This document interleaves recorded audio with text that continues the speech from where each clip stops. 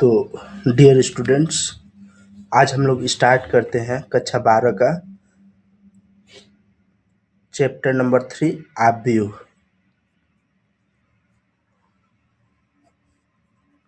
Matrix.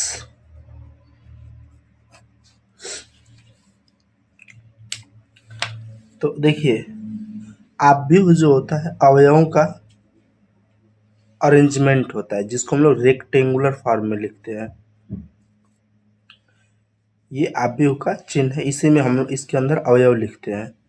जैसे समझिए कि 1 2 3 4, ये भी एक आव्यूह है।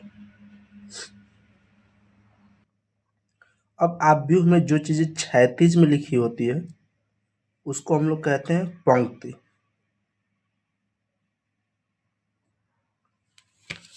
और जो चीजें ऊर्ध्वाधर लिखी जाती है उसको हम लोग कहते हैं स्तंभ। यानी किसी भी आव्यूह में एक पंक्ति होगी और दूसरा स्तंभ होगा। जो क्षैतिज होता है उसे पंक्ति कहते हैं और जो ऊर्ध्वाधर होता है उसको स्तंभ कहते हैं। जैसे इसमें देखा जाए तो 2 पंक्ति है और 2 स्तंभ है। उसी तरह अगर हम लोग इसमें देखें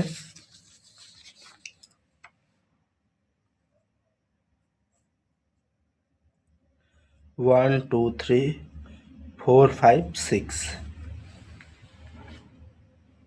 तो इसमें आप लोग देखिए क्षैतिज पंक्ति कितनी है, 1 2, तो 2 पंक्ति होगी। पंक्ति कितनी होगी, 2।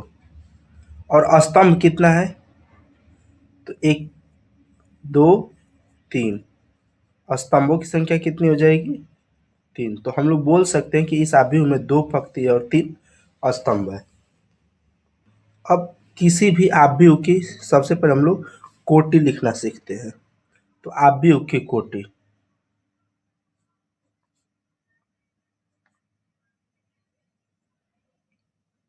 देखिए आव्यूह की जो कोटि होती है उसे लिखते हैं m क्रॉस n, यानी m बाई n पढ़ा जाता है इसको।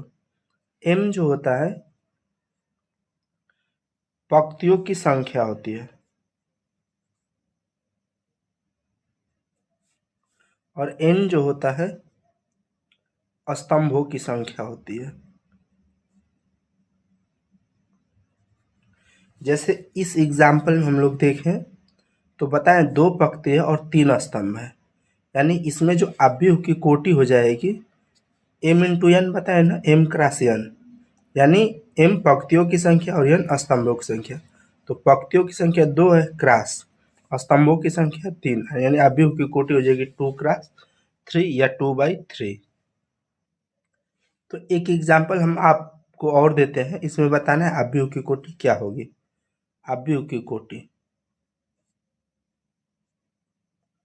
तो देखिए आव्यूह की कोटि आप लोग को पता है कि m क्रॉस n होती है।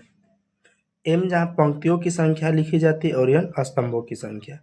तो देखिए पंक्ति कितनी है, जो क्षैतिज लाइन होती है उसे हम लोग पंक्ति कहते हैं। तो 1 2 3, यानी पंक्तियों की संख्या कितनी है, 3। और स्तंभों की संख्या देखिए आप लोग, तो 1 2 3 4, 4 स्तंभ है। तो इसको हम लोग पढ़ेंगे 3/4, यानी इस आव्यूह की कोटि है 3/4। अब देखिए किसी भी आव्यूह में जो अवयवों का स्थान होता है वो कैसे डिसाइड होता है। जैसे समझिए कि इसी एग्जाम्पल में देखिए, या ये पहली पंक्ति है और ये पहली पंक्ति और पहला स्तंभ है। तो इसको हम लोग लिखेंगे A1 1, यानी पहली पंक्ति पहला स्तंभ। अभी भी देखिए हम लोग पहली पंक्ति में है लेकिन अब स्तंभ दूसरा आ गया है। तो पहले हम लोग पंक्ति लिखेंगे फिर स्तंभ लिखेंगे। अभी भी पहली पंक्ति है लेकिन तीसरा स्तंभ है। इसी तरह ये चलता जाएगा। अगर फिर देखिए ये अब दूसरी पंक्ति आ गया लेकिन स्तंभ पहला, फिर दूसरी पंक्ति दूसरा स्तंभ, दूसरी पंक्ति तीसरा स्तंभ, इसी तरह ये आगे चलता जाएगा। फिर यहाँ पर देखिए तीसरी पंक्ति पहला स्तंभ, तीसरी पंक्ति दूसरा स्तंभ, तीसरी पंक्ति तीसरा स्तंभ, इसी तरह ये चलता जाएगा और इसी तरह ये नीचे आता जाएगा।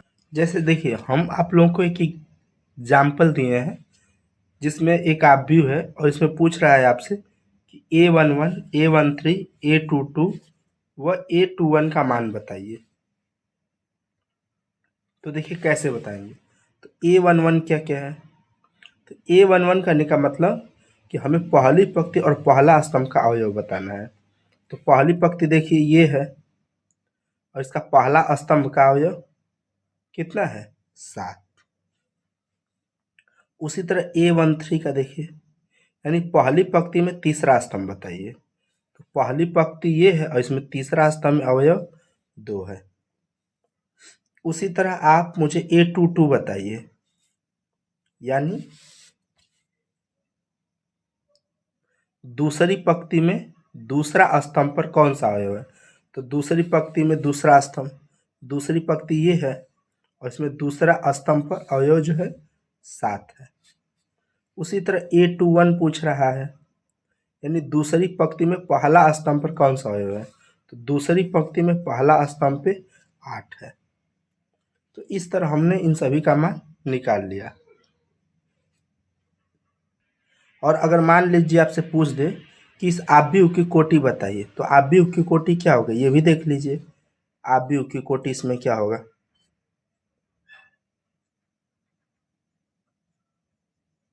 आपको पता है कि आव्यूह की कोटि जो होती है m क्रॉस n होती है। m पंक्तियों की संख्या गुणते n स्तंभों की संख्या। तो कितनी पंक्ति है 1 2 3 और स्तंभों की संख्या 1 2 3। तो 3/3 इसकी कोटि हो जाएगी।